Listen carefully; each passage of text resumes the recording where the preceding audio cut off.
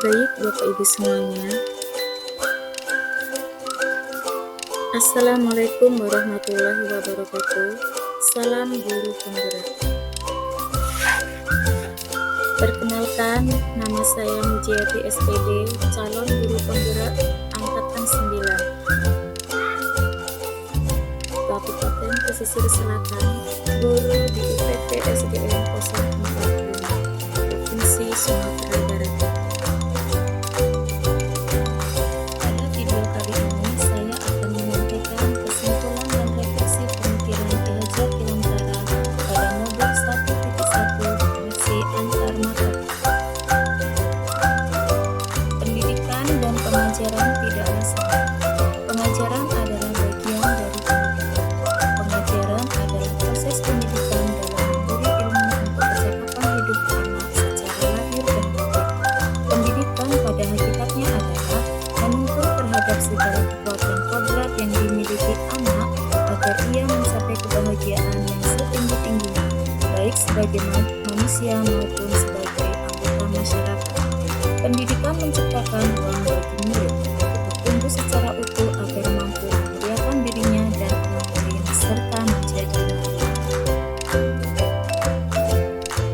Berikut adalah beberapa refleksi yang akan saya paparkan. Yang pertama, apa yang saya percaya tentang murid dan pembelajaran di kelas yang saya mempelajari sebelum saya mempelajari modul 1.1. Yang kedua, apa yang berubah dari pemikiran atau perilaku saya setelah mempelajari modul ini. Yang ketiga, apa yang dapat segera saya terapkan lebih baik agar kelas saya mencerminkan pemikiran Ki Hajar Dewantara. Sebelum mempelajari konsep pemikiran Ki Hajar Dewantara, ada beberapa hal yang cenderung saya lakukan dalam pembelajaran di kelas. Yang pertama, anak terlahir seperti kertas putih. Guru dalam hal ini, saya beranggapan bahwa guru memiliki kuasa penuh untuk menentukan arah bakat minat peserta didik. Yang kedua, guru menjadi pusat pembelajaran atau teacher center. Dalam pembelajaran, saya lebih sering berceramah di dalam kelas dan siswa fokus untuk mendengarkan saya. Hanya tanpa harus mereka mengetahui bagaimana cara materi itu bisa sampai kepada mereka dengan baik. Yang ketiga, kegiatan pembelajaran terfokus pada kurikulum. Saya hanya mengajarkan bagaimana materi itu bisa sampai kepada siswa.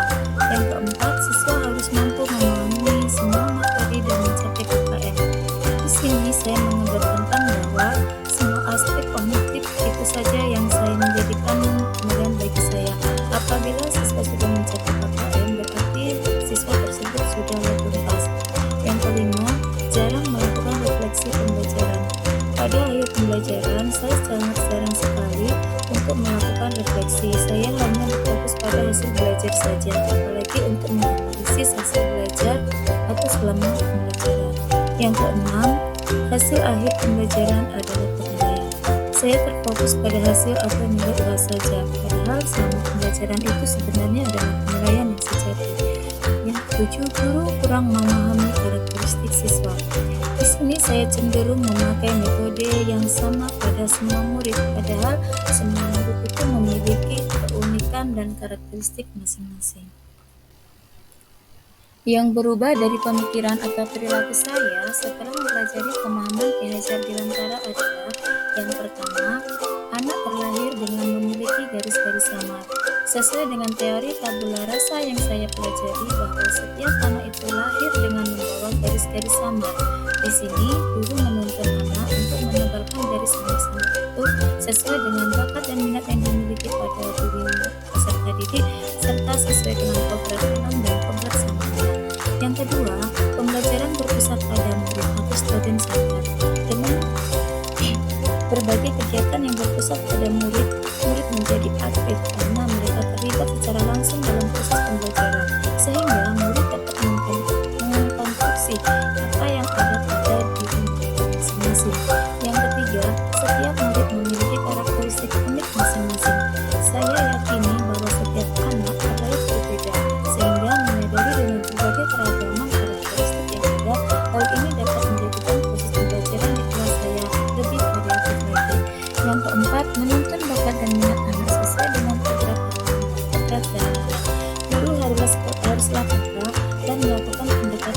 siswa serta menuntun siswa sesuai dengan kodrat alam dan kodrat zamannya.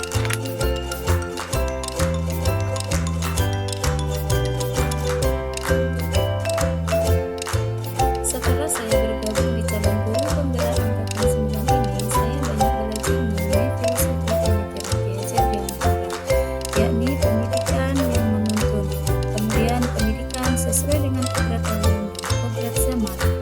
Selanjutnya, pendidikan berpihak pada murid. Apa yang dapat segera saya terapkan lebih baik di kelas saya yang mencerminkan pemikiran Piaget di antara? Yang pertama, menerapkan pembelajaran dengan sistem aman. Dalam sistem aman, menitik beratkan pada siswa sebagai target utama serta prioritas utama dan guru berfungsi sebagai fasilitator. Yang kedua, mendesain pembelajaran dengan model pembelajaran yang sesuai dengan materi dan kebutuhan murid, menggunakan Stidham Standard. Dalam proses pembelajaran, saya mencoba dengan berbagai metode atau model belajar, misalnya mengaitkan lirik lagu dengan materi, belajar di luar kelas, dan melibatkan anak dalam diskusi. 3. Menerapkan pembelajaran sesuai dengan alam dan kodrat zaman anak. Mengajar dengan menggunakan teknologi etis sesuai dengan perkembangan zaman yang sekarang. Itulah yang bisa saya terapkan dalam pembelajaran saya di kelas.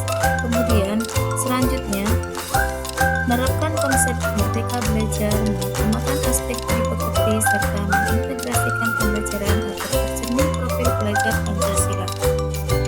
Di sini saya memberikan kebebasan pada murid untuk mengeksplor materi ajar, seperti materi tari yang saya ajarkan kemarin tentang pola lantai.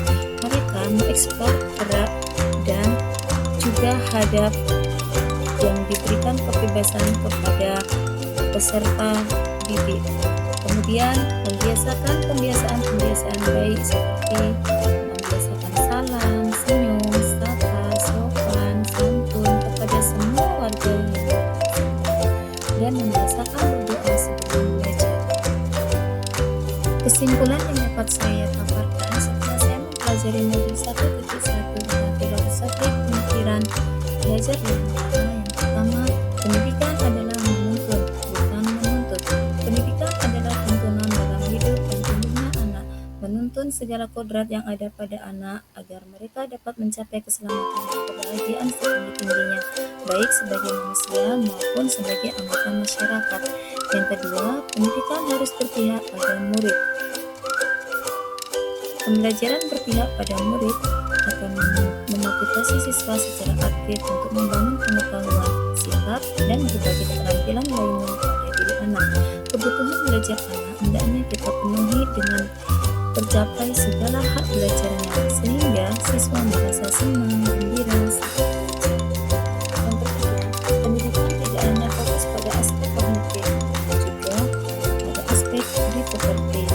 Ki Hajar Dewantara meyakini bahwa pendidikan adalah tempat persemayaman benih-benih kebudayaan dalam masyarakat. Ki Hajar Dewantara memiliki keyakinan untuk menciptakan manusia yang beradab di kehidupan menjadi kunci utama untuk mencapai tujuan pendidikan.